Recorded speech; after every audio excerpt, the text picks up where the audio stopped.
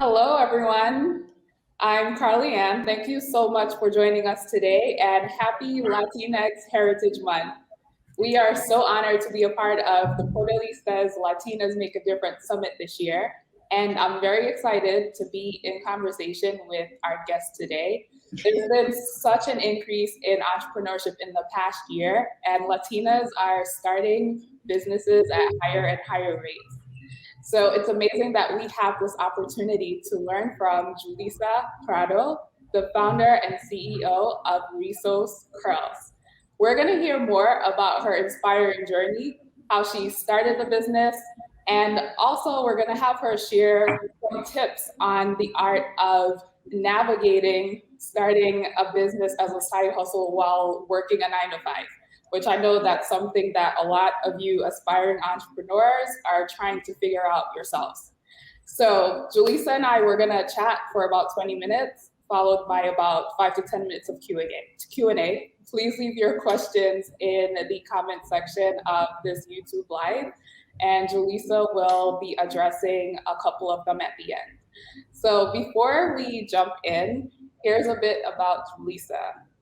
She was born and raised in Los Angeles, California, and is the founder and CEO of Rizos Curls, a clean hair care line aimed at embracing and celebrating the beauty of curls, coils, and waves everywhere. After years of making her own curly cocktail and being the curl whisperer within her community, Julissa decided to launch her own hair care line. This brand has amassed a global following of Rizos Reinas, becoming a favorite among the curly hair community, shipped to over 57 countries and available at Target stores nationwide. So, hi, Julissa. Hello, hello. Thank you so much for joining us today. Thank you. So let's jump right into it. I would love to hear more about your background and share with our community what initially sparked your interest in entrepreneurship as a child, and what were some of those pivotal moments that led up to you starting Rizos Girls? Yeah. So I love to always say that a business, pretty much what it is simply a solution to a problem. So Rizos Curls was literally my solution to my own personal problem of not knowing what products to use to style my own hair. And I pretty much just started out. I was making my own concoctions of different products that I was mixing, and I was styling my hair.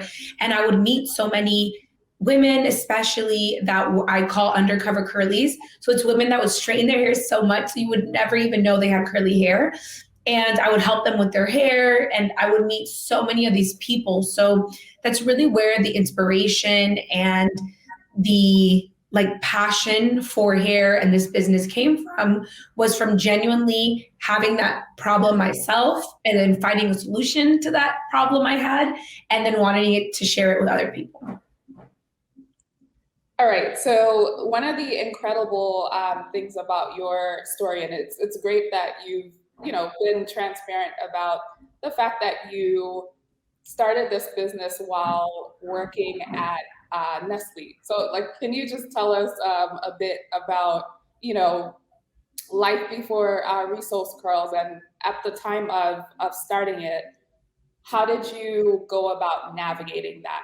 Because I think there's this misconception that if you are serious about entrepreneurship, you should drop everything and dedicate 100% of your time to your business, and that's not feasible for a lot of people. And tell us how you navigated starting this business while working your 9 to 5. Yeah. So I, from the beginning, knew that I wanted to be self-funded, and I knew that I didn't want to take outside investment. So I understood that my job, my 9 to 5, was very important to almost be my investor and make sure, I have bills to pay, I have things to pay in my own personal life. And so I wanted to make sure that I wasn't like stressed out and not being able to pay for things. And also it allowed me to save money from, you know, my own earnings and be able to invest that into my business. So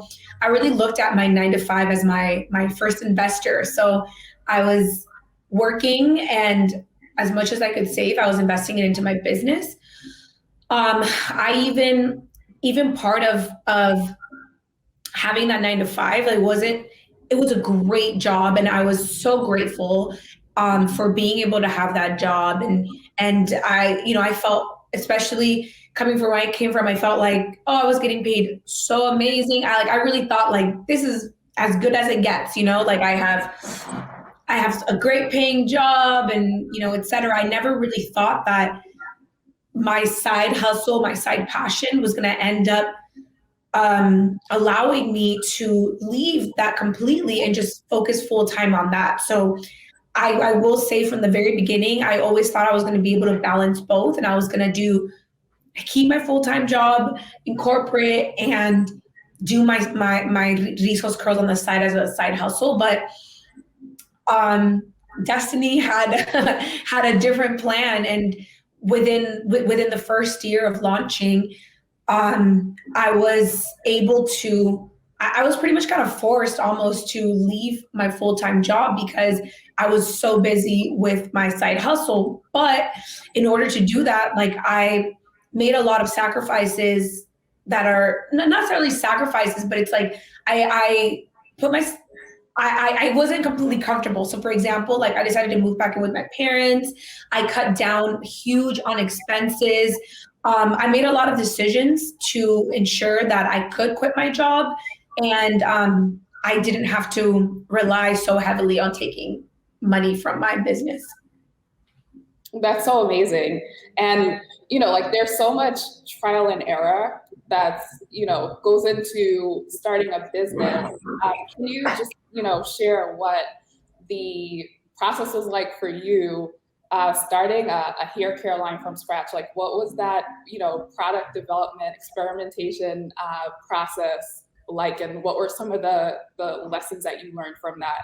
Yeah. So it's really interesting because I hear a lot of like new trends that people associate with being Western American, like a new thing. And it's like holistic medicine, like farm to table, organic, natural this.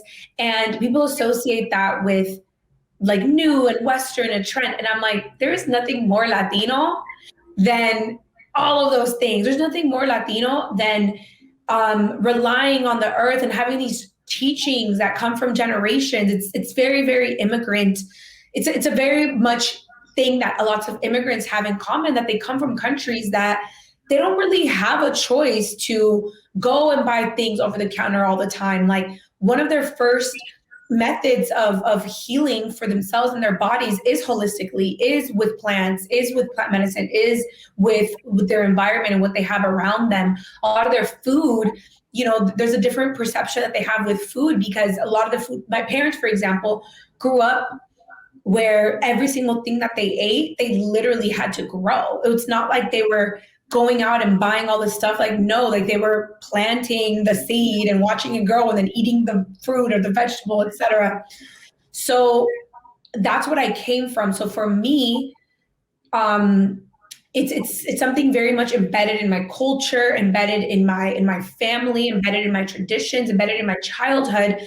The idea of turning to the earth first to care for myself. So when I didn't find things that I liked for my own hair, it was very normal for me to growing up to turn to my grandmother's teachings, to my mother's teachings, and go get this aloe vera, scoop up the jelly, make my scalp, you know, little scrub, do this.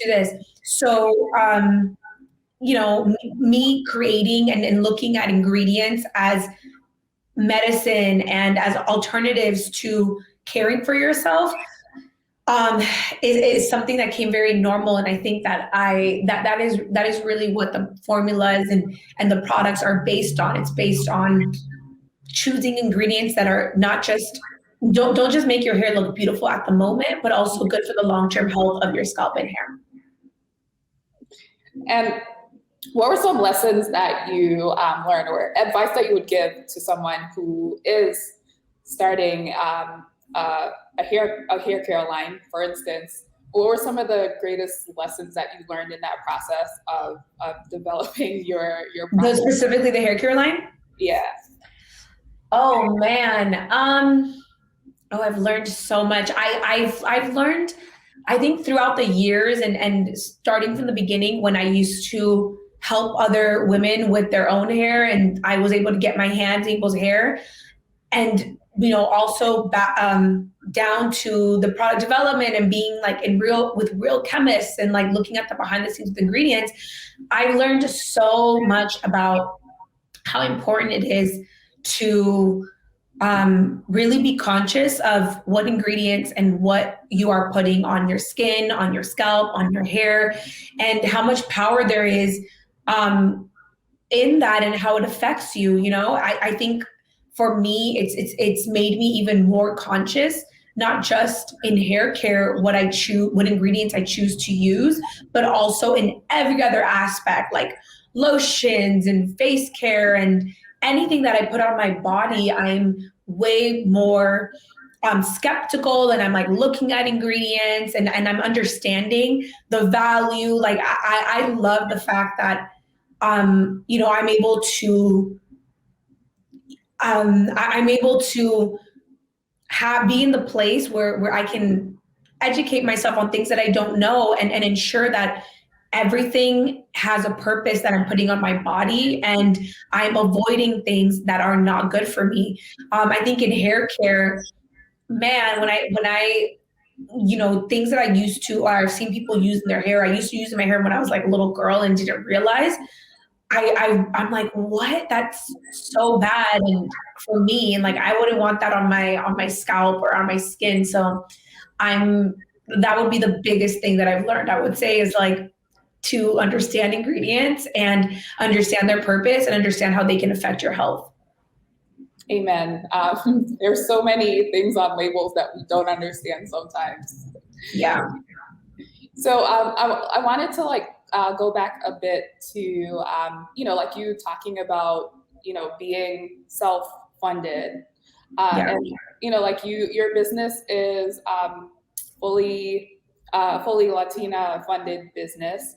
Yeah, me. We talk about why that's so important for you, having self-fund your business. Yeah, I think that for me, I understood that what was important for my business wasn't just like the curls aspect. Within the business, I have the mission that I call Curls Community Culture. I'm like, we are the 3 C's. And each one of them is just as important as the curls aspect. And I felt like an investor or somebody outside wouldn't necessarily understand the importance of those 3 components and would want to make decisions that would, possibly jeopardize the community and culture part, but would maximize profits. And so I knew that what I was trying to build was something very new. I didn't want to adhere to any conventional corporate norms. I didn't want to adhere to anybody else's ideas of how to run a business. I wanted to prove that you could build a socially conscious, a sustainable, a profitable, a diverse, self-funded, not completely Latina-owned business with a lot of ethics and all of these values that I are very important to me, with good work-life balance, with a great diverse team, like all of these things that I wanted. And I needed to prove not just to other people, but like to myself that like we can do this. Like the business world doesn't have to be in one way. You don't have to be like miserable at your job. Like you don't have to be so stuffy. You don't have to adhere to all this corporate culture that really has no reasoning in order to get ahead. You don't have to I feel like sometimes we normalize things within business, like a lot of traditions in business, like, oh, Wall Street, it's business, all is fair in business. You're gonna walk all over this and whatever. And it's like, no, it doesn't have to be that way. You don't have to hate your job. First one in, last one out. It's like, no. Yes, I believe in working hard, but I also believe in loving what you do. With like, it's not fun. And Rizos Crow, we say this all the time. I'm like, if it's not fun, it's not worth it. We try to make sure that the company culture, we're enjoying what we're doing. We all choose to be here. And we feel like it translates. If we're happy, it translates to the customer. And that's so powerful to hear how thoughtful you were about that approach. Because when it comes to starting a company, like obviously there are a lot of ways to fund businesses, and some forms are trendy, whether it's venture capital, but you have to be mindful about how you want your company to grow and how much control you want over it. So that's really powerful to see that you've been able to self-fund your business and think about it holistically and how your community and staff are also being impacted. 100%. All right, so before we go to questions, I would love to hear from you like a few of, or a couple of like the biggest lessons that you've learned, or tell us about a couple of the biggest challenges that you've had to overcome and how you navigated those. Yeah. I think one of the big challenges that we overcame was almost like there's a couple, but I'll start with one of the biggest things that we're constantly overcoming, and I feel like we have been able to navigate, we're trying to navigate it well, is our path towards bringing Rizos curls and bringing other like Latina-owned brands towards mainstream and showing that it's deserving of mainstream audiences. I think that when we were first entering into a lot of these spaces, we were literally the first. Like we were in so many spaces where we would be in meetings. And they're like, you will be the first Latina-owned brand here. You will be the first self-funded brand here. You're the first. And I would be entering these spaces and I would realize that very quickly, I would literally walk out of meetings that they would say things like, oh, Latinos, they don't care about natural. You have too many natural ingredients here. I think you should just bring the price down, buy cheaper ingredients. You can add, instead of these natural oils and butters, like that are more expensive, use silicones and other harsh chemicals. Latinos don't care about natural, they care about coupons. And to me, it was a lot of work in the beginning, a lot of groundwork of like not just understanding who I even want to bring my community to and who I want to work with and who I want to represent me and represent each other, but also the education piece of like making sure that every interaction that I have with these people where we would possibly be the first, they leave knowing like we have our ducks in a row, like we know what we're talking about, and you just missed out on a great opportunity because of your own preconceived stereotypes and assumptions that are not based on any statistics and any facts. So we've encountered a lot of that, unfortunately. And I think that we're at the place now that we found really great partners that don't try to like put those assumptions on us and are more open-minded and and understand the value of another diverse brand and understand that, there's a lot of value in working with us. So I'm really happy with our path so far, and I'm hoping to be able to continue educating and continue whenever we're first in spaces, continue having a good relationship to ensure that we're not the last. Amazing. And you were recently, you got into Ulta Beauty a few months ago, which is amazing. Congratulations. Thank you.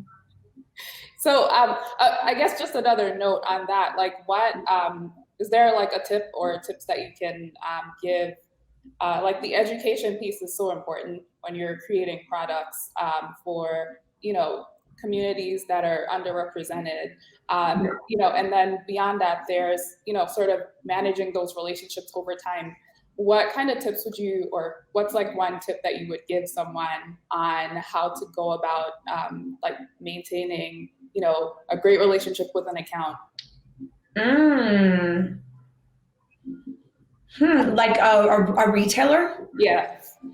Oh, that is a great question. I think for us, we have had to be very transparent and very honest with a lot of these retail partners that we have, and do a lot of like, transparency and dialogue and explaining how we can't be compared apples to apples to some of these huge beauty conglomerates that have millions, if not billions of dollars for all of these marketing campaigns, and have businesses that are set up to like never be profitable, and they can just spend for these marketing initiatives and et cetera. Like we almost had to explain, like, since we are the first in this space that looks like us, we cannot compete on the same level as these types of businesses in regards to what you expect of money from us. Like, these are the margin that you are giving us. This is like, if we were to pay for this marketing initiative, this is how much money we have left, which means we will go bankrupt. Like, if you want to work with us, you're going to have to work with us on figuring out margins, figuring out, numbers that make sense for both of us, because we are self-funded. So we need that profit in order to reinvest it back into the business. Like, we don't have outside funding that we can rely on to make up the difference. Cause like, there is just so much of that going on. And I think that sometimes in business, you almost get discouraged to be that transparent and that honest and that like, let me just tell you the deal. Like, let me just tell you what's up. Because you feel like, I don't want them to think this of me. Like, it's almost like you feel like you have to just like, that's the way it is. And that's the way it's been done. And I'm just going to follow the rules because that is what it is. For me, it's like, we question everything. We're like, everybody is in this initiative. This is what outlining how doing business works. And I'll be like, actually, like, this doesn't work for us. Like, this is that. And I think that any other business that's small, self-funded, et cetera, it's like, that's the only way you're going to survive in these spaces, is being transparent and being honest and understanding your business and understanding that you cannot have the same expectations and nobody else can either from you and like the huge big conglomerates. That's such great advice, and thanks for sharing that. There's this whole like fake it till you make it notion that people go around with, or seeming bigger than you are. So that's such a great piece of advice for our audience. Thank you for sharing that. Yeah, I mean, I still do that. I always did that too, but also know when to do it. Yeah, it's like once you're there, you're like, no, you're not making me pay all this money. Like, All right. So one more question before we kick to Q&A. What are some changes you would like to see in the future for the Latinx business ecosystem? I would love to see more Latino-owned businesses, more, women of color-owned businesses, not just, in front of the scenes, like on ads, et cetera, whatever, in the mainstream space, but behind the scenes too. I want to see more brands being carried in my mainstream spaces. I want to see them taking up more space in outside of like just like their little niche, because sometimes I feel like, especially like people of color owned brands kind of get put into a different category of like, oh, you see that they're not viewed as the norm. You're just viewed as like, oh, you only belong in this like section over here that's collecting dust and etc. And not like on mainstream, not for mainstream audiences. And I think that that's a huge missed opportunity.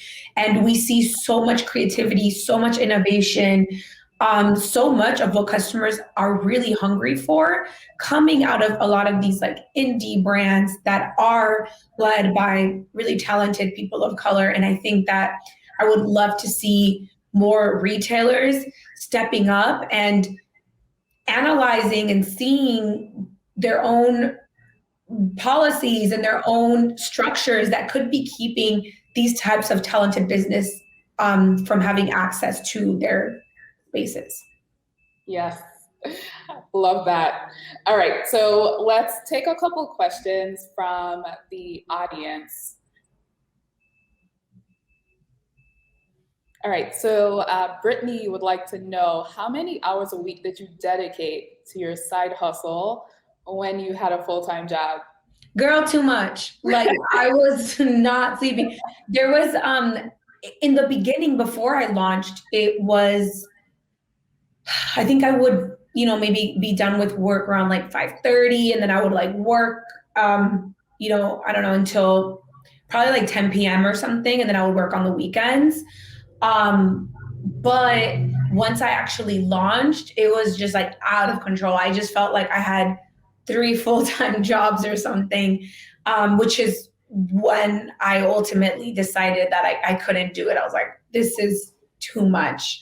But I would say dedicate as much as time that feels good to you. Because I think for me, I was so invested. I felt like nothing else existed, and it was even hard for me to concentrate on my day job, because once I launched, it was like all I wanted to do, like I was like, I don't even want to go to sleep. I was those little kids that didn't want to go to sleep because I wanted to spend time on this thing that I was so passionate about.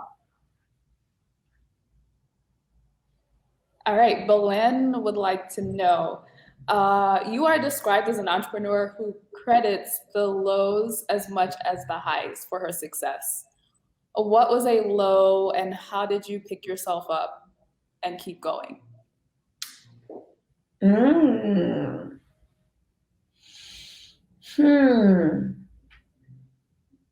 I think that, I think that sometimes you really need to get back to like the roots of like what it is that you're doing, what it is that you love. Like sometimes I feel like, I can't speak for everybody, but for me, I'm like, I get into the routine of things and it's almost like life just starts happening on like autopilot. And I forget to enjoy each moment. I forget to like think about me, think about like really live in the present, because I'm going so fast and I'm thinking far ahead so much that all of a sudden, like it's like a week went by and it was just like, what just happened? I felt like I was like in a video game, in a movie that just someone pressed play and like there wasn't a stop. And I think that for me, quarantine especially kind of forced me to get back into myself and like almost like ground myself and be more aware and more conscious when I begin to do this. And when I begin to get into this place where it's like I almost become numb, and just begin grounding myself and being conscious about this. So for example, for me, I started trying to meditate. I started doing things that allowed me to like clear my mind and like be more present in what is happening. And I think it made me make better decisions in my business too. All right, so you got your self-care routine worked in there now. Yeah, it's like, it's so necessary. All right, Ariana wants to know, how big is your team now? Do you have future plans to look at more sustainable packaging or refill programs? Yeah, so in regards to packaging, Man, packaging has been, first of all, a nightmare since COVID started. Wow, it's been a nightmare with regards to production. And what a lot of people don't realize is like behind the scenes, it is really, really hard in regards to sourcing packaging, especially dealing with minimums. So a lot of the time when people say like sustainable packaging, I would love to get to a point where I can do that. It's kind of a privilege to be able to be at that place, because if you start small, the minimums that a lot of these companies have in order for you to be able to afford that are even higher than the norm. So it's like, unless you're that big and you're able to not only buy that much in bulk at a time and you have the money to like pay up front for that much, you have somewhere to even put it. Like you have a space to even store it, a big enough space to even store it that far ahead. So it's very, I think it's very easy, like to want something. And it's like, I'm with you 100%. I want it too, but it's a whole other thing when you are trying to work in a space that isn't set up for that. You know what I mean? Like the industry out there's like very limited options, and these very few limited options are only working with like these big time brands and with big time minimums and money. And it's just like, it's very complicated, but I completely agree. And I'm with you. As far as how big my team is now, I would say around like 10 people. We're small but mighty, and we wear many different hats. And a lot of us, my team is more very junior, but it's literally very diverse too. Pretty much everybody on my team is born and raised in Los Angeles, all Black or brown, and just like really raw, pure talent. And a lot of them are either friends or family. So it's been kind of nice to be able to work with people that I've known for a long time, and then also outsource and meet new people that are really talented from the communities I grew up in. So yeah, I'm very happy. All right, Mel wants to know, what advice do you have for marketing for a new brand trying to get their product seen? So first and foremost, I would really recommend for you to understand your target demographic. And what I mean by this is understanding who it is that you're like ideal person that you are serving with your products. Like, who is it going to benefit the most? Who is that ideal person? And then you understand them like they are your best friend. So an exercise that I like to do is I like to actually make a character profile for this target demographic person and kind of think of them as like a single person. I almost like draw them out. What does their hair look like? What is their height? What do they wear? What brands do they follow? What is their favorite music? What is their favorite foods? Like, understanding every aspect of this person. And that kind of lays a roadmap for the types of decisions that you want to make in your business, maybe the types of other inspiration that you want to draw from, maybe other collaborations that you might want to do. So I think that for me, it's given me a really clear path on the type of marketing initiatives and marketing strategies that I want to do once I have a very clear focus on who it is that I'm serving.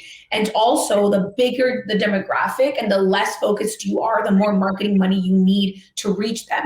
And if you just focus on like one specific type of person, for other people will come outside of that niche as well, but it will cost you way less to reach that one specific focus. All right, so we're gonna take one last question. So this is from Charlotte. Did Target reach out to you, or did you reach out to them? The customers reached out to them. For people that want to meet buyers and meet retailers, there are trade shows that you can go to as a business and have access to them walking the show and like seeing your brand. Like, for example, Cosmoprof trade show, and they have them all over the US and even the world. I think they even have some outside of the US as well. But specifically what happened with Target was that we had, oh my God, like our customers are the ones that kind of like got us on their radar because they were tagging them and like commenting on their pages, like, can you carry at Rizos curls? And That's amazing. that is what happened. That is how we got on their radar. That is amazing. Like the people who are showing the demand, reaching out on your behalf does not get any better. Yeah, because a lot of people will reach out to us like, why aren't you offered at Target? And I'm like, I don't know, talk to them. I would love to be sold there. And then they're like, say less. Love it. Well, Julissa, it's been so inspiring learning more about your story and just looking at all of the things that you've accomplished building Rizos Curls. Thank you so much for taking the time and being a part of this and for dropping all these gems for our audience. We really appreciate it. Thank you so much. I really appreciate you guys having me here. You're welcome. And your hair looks amazing. Every time I see your hair looks amazing. What products do you use? Rizos girls. Yes. All right. Thank you so much, everyone who tuned in tonight.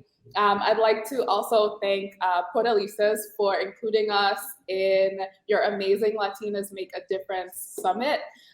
For those of you who tuned in, if you'd like to learn more about Parsons Entrepreneur Academy, visit parsonsentrepreneur.com. Have a great evening, everyone, and enjoy the rest of the summit. Bye. Thank you.